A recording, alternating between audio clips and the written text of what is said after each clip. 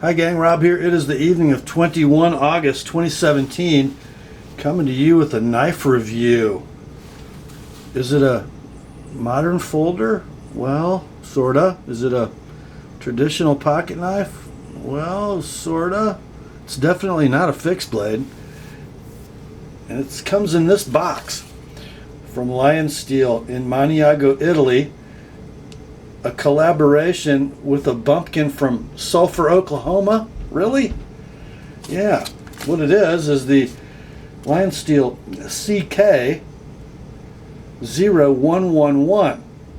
This one with the ST suffix, meaning stag handle.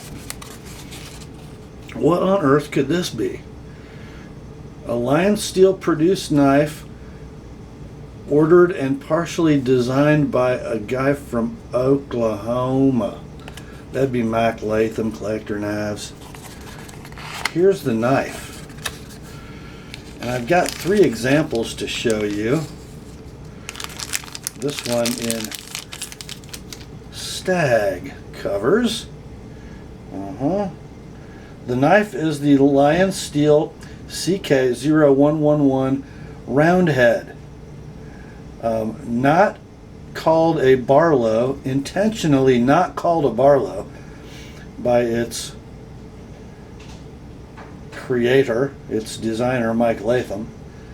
He didn't want to sort of step on his GEC work with the number 77 Yankee Barlow, but he did want to create something that was a little different, and he certainly did. Isn't that gorgeous? Let's talk about what comes with. First of all, you get that box, and you also get an absolutely beautiful fold-over style pocket slip with the Collector Knives logo. Look at that deep grain, and the knife really fits it quite well. And it works real well once it's broken in for sort of a sideways pinch. I have one of these knives that Mike sent me, and we'll get to that one here in just a second. So that's the slip that it ships with. And then 2 of these knives belong to my customer Mike, and he ordered also the black Tuscan leather slip. Same dimensions, just a very smooth, well-finished Italian leather slip. So cover availability on the Roundhead is the stag.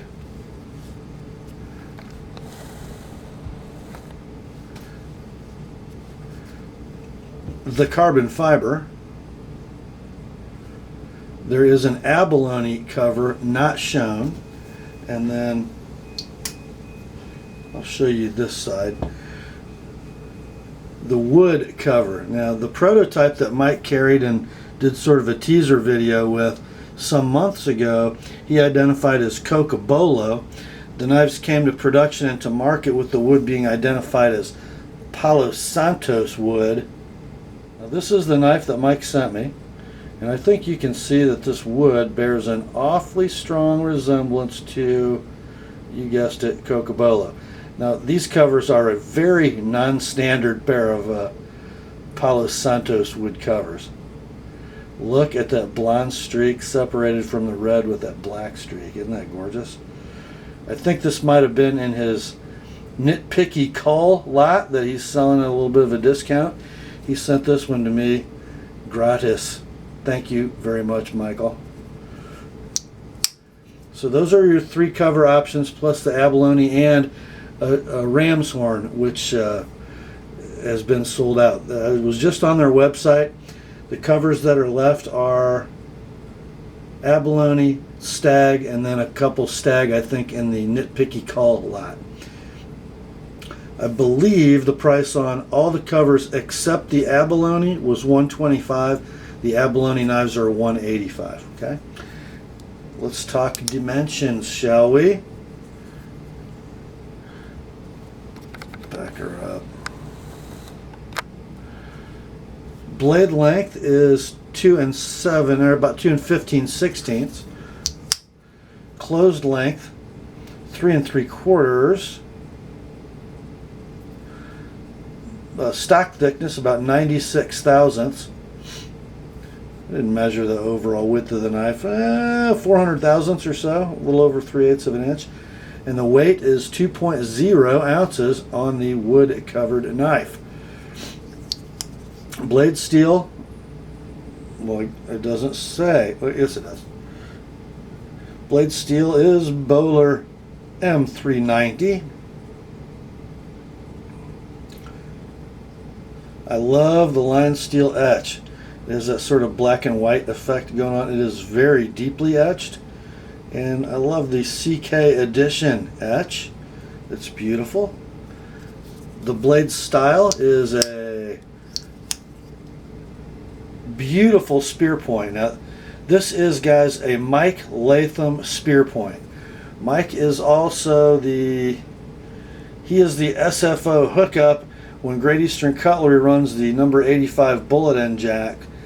He is the SFO guy for the Northfield version of that knife, and it comes in a very tapering spear. The widest point here where the belly starts, and then it gets thinner at the back. This knife does a little bit of that, not quite as much as that teardrop jack does, but look at that cut swedge, and then that sort of semi-long pull on both the mark and the pile side. How cool is that? Obviously, the handle shape, the pattern would be, it emulates a traditional straight Barlow. Covers are very flat, and then with a rather uniform radius in this case on all the edges. It doesn't do that chamfer that blends into a radius as it approaches the bolster like a traditional Barlow would, but it does a really good job of emulation. The other materials in the knife, the bolsters are titanium, the liners are titanium, and the back spring is stainless steel. The dimensions, I think, are no accident. The knife is basically exactly the same size as a GEC number 77 Yankee Barlow. I think Mike likes that size, although we're not calling this a Barlow. Let's talk about construction a little bit.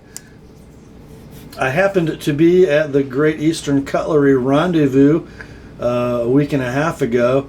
Jeff Bailey showed up sort of late on Friday evening with his brand new Roundhead, and he passed it around that group of traditional antique knife collectors, and there were lots of old hats with lots of old knives.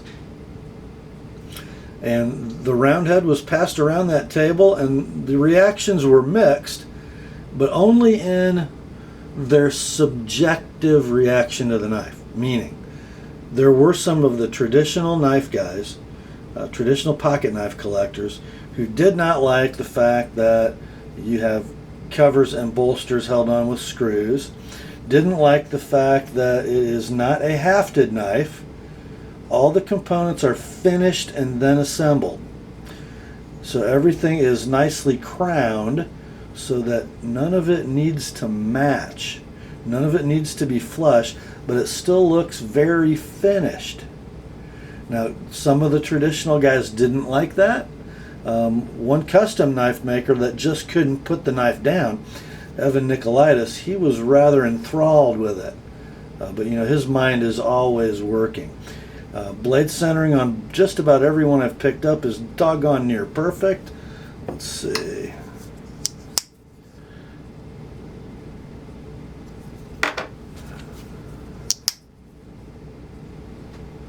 Yeah. Interesting construction. Basically, these bolsters and covers are just along for the ride. 2 Torx screws each hold them to relatively thin titanium liners that are threaded. So I don't know, there might be what, 2 or 3 threads holding those in. So we're not getting a lot of structure, if any, from those components. Basically, the structure of the knife is the back spring and the liners.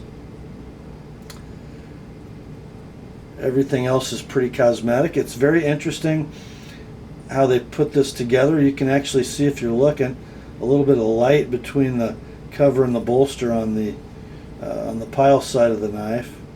pretty tight on the mark side, but you can't tell. When you're looking at the knife, you don't notice. Everything is nicely, delicately chamfered where things meet. So all these finished components can just be assembled with no hafting.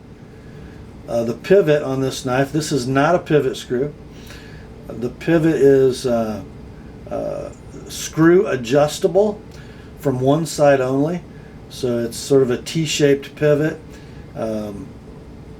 probably staked in some way on one side. Then the blade is inserted with phosphor bronze washers, and then there is pivot adjustability. I would caution you against trying to take out the blade and washers and pivot, because the liners and back spring are held together with spun pins. They're not coming apart. Okay, so if you were going to take the blade and washers out, you'd have to have some way, some fixture by which you're going to force that back spring to relieve pressure on the tang of the blade so that stuff comes out without being in a bind. I'm not set up to do that. So it's kind of clean it and lube it the old-fashioned way for me. So that's kind of how it's put together. It's not traditional and it's not modern. It's just sort of that goofy way that Lionsteel does things and ends up with some pretty sweet knives. Let's talk about the action, the walk and talk, if you will. Well, first let's summarize what the collectors thought. Some of them loved it. Some of them really respected it for what it is, but it wasn't their cup of tea. Nobody picked this knife up and said, "Man, that thing's junk." Nobody. Even guys who didn't like it were rather impressed with the engineering and the execution. So it's not going to be all traditional knife collectors' cup of tea, but I don't think that's what it's aimed at. I think it's aimed at the modern folder guy who maybe owns a couple Lionsteels or ZTs or Benchmades or Spydercos, and he's thinking about dipping his toe in the traditional pocket knife world, and he buys this because he sees M390 on the blade tang, and he sees Lionsteel etched in the blade face, and he thinks maybe that's a good place to start. And maybe for guys that cross over. You know, I put this in that fusion knife category, with the Spyderco Bradley Air, the Chris Reevum Nundy, the Cold Steel Lucky, maybe even some of your slip joint Spydercos. You know, they all mix different aspects of traditional and modern folding knives. I'm that guy. I'm that crossover guy that sort of appreciates both. This is both. I kind of like it. So let's go to the walk and talk now, shall we? It is a half-stop knife. Pull is about a 5. Very equal in both the first and second halves of its pull. It's luxuriously light. It is not alarmingly light. And it sounds great. How is the blade stopped? That's a funny looking kick, wouldn't you say? Well, it's not a kick. If you look closely inside the knife, you're going to see a closed stop pin. Now, it does a great job because a normal traditional knife closed stop is actuated by the kick, this bottom part of the blade tang, resting against the back spring. Now, especially on a knife with a light pull and a heavy blade, sometimes when that thing smacks shut, the kick will force the back spring out and the blade will wrap the other end of the back spring. Then you also have, you know, that delicate balance of how far do you grind your kick, how deeply do you let the blade sit in the handle. Apparently Lionsteel was experiencing some of those issues during the development of this knife because they did this stop pin instead. And that stop pin, which brings us to a bit of an issue, the stop pin rests in that radius that is the sharpening choil. Now you're going to notice, I'm going to put these two knives side by side. My knife, which has been sharpened, has a larger sharpening choil than the knife on the left, which has yet to be sharpened. And you got to be real careful, guys. This is a bit of a problem feature, because if you start playing around with this sharpening choil, that's if you take material away in this vertical direction, that knife is going to sit deeper in the blade well and could crash into the back spring. And they gave us no room for future sharpening. Look how tight that sharpening choil, the edge bevel, and the plunge grind are. And if you look closely on all of the knives that I've handled, and I've handled 5 of them, I believe. Let's see if I can get this to show up right. The factory sharpener actually hit this shoulder. Yeah, the stag handled knife shows it the best.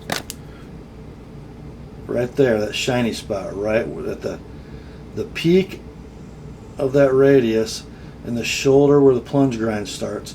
So even on a belt sander, where you're free to move that knife in this direction any way you want to get clearance, it was too tight.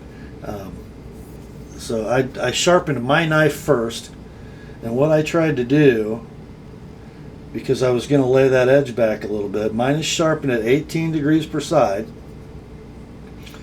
And you'll notice, compared to a GEC knife, that bevel looks a little wider, okay? Because that stock thickness behind the edge is about 25 thousandths. I would guess they're sharpened at about 25 degrees from the factory. So what I did to get myself some clearance is I enlarged that sharpening choil this way. I tried to not move that top radius in this direction at all. And I had no problems at all. No blade wrap, everything's fine. Now, as you sharpen this knife over time, you're going to sharpen edge away in that direction, and you're going to be able to very carefully sharpen that, or enlarge that sharpening choil in this direction, just like you would grind a kick to keep the tip of your knife buried in the handle. But it's a very delicate process. It would be very easy to hog too much material out of that choil and cause blade wrap. So if you own these and you're going to sharpen them, beware. By the way, my chosen tool for that job is the 3/16 inch chainsaw sharpening bit for a Dremel. It's almost exactly the right shape. And then finish it but with sandpaper around a round dowel. Okay. So that's maybe too long to talk about that, but it's rather crucial. If you try to not mess with that choil and sharpen it over time, you're going to end up with a big spur on the back of your edge and a big recurve here. So you guys who sharpen know what I'm talking about. So how sharp is the knife? Well, out of the box, I would say it's very Lionsteel-like. Not SR1 bad, but not very good. Let's see here. Got a new Natchez Shooter Supply catalog the other day. So here's a factory edge untouched. It goes in some spots and not in others.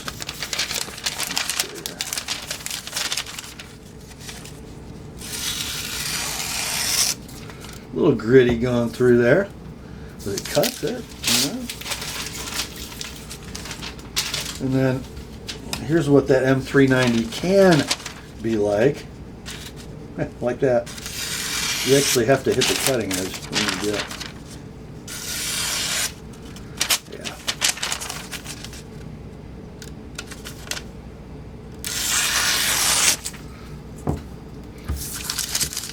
So it can be, even though it's a little wedgy compared to a GEC, you can still achieve pretty good cutting performance, slicing performance with that M390, and it takes a vicious edge, a great polish, and it fought back like M390.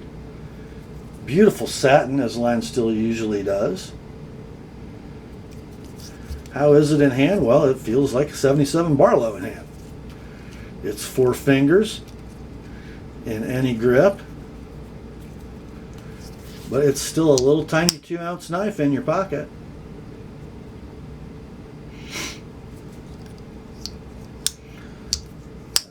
I frankly, guys, would expect these to cost more. 125 bucks, titanium and M390 with some pretty smart cover options. Really haven't looked at these others too much. I looked over this carbon fiber pretty closely. It is free of any voids. Got a little funny pattern in the weave back here by this screw.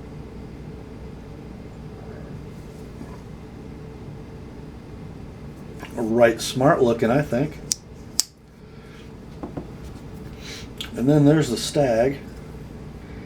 More of a, I don't know, this is finished more like the Europeans finish stag. They, rather than choosing pieces that leave as much of the character of the external part of the stag visible, they seem to round and polish theirs a little more than we tend to do here in America. That generally means they're smaller antlers and they need to be shaped like that. When you have a big antler, large diameter, you have more flat, so you don't need to round them off. If that makes sense. Those of you who ever handled a knife and stag know what I mean.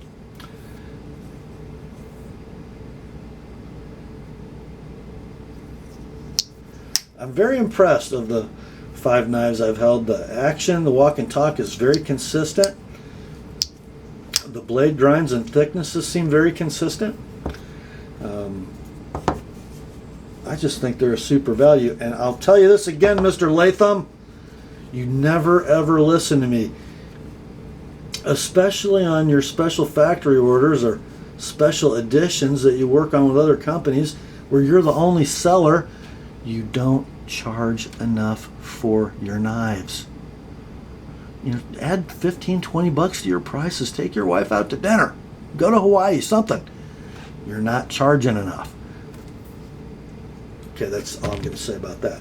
All in all, though, the Lionsteel Roundhead Barlow is quite beautiful, and I'm happy to be the owner of this one. It's seen a lot of pocket time in the last week and probably will continue to do so. I kind of like it. I mean, just really no issues. You know, unless you're going to complain that it's not hafted.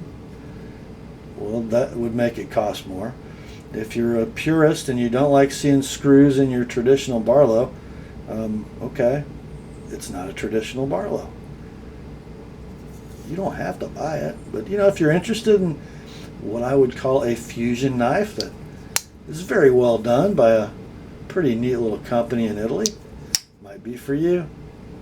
Still some available. Go get them, guys. That's all for this one. Grace to you and peace, my friends, from God our Father and the Lord Jesus Christ. And remember, the Word and the lion steel in the middle are sharp.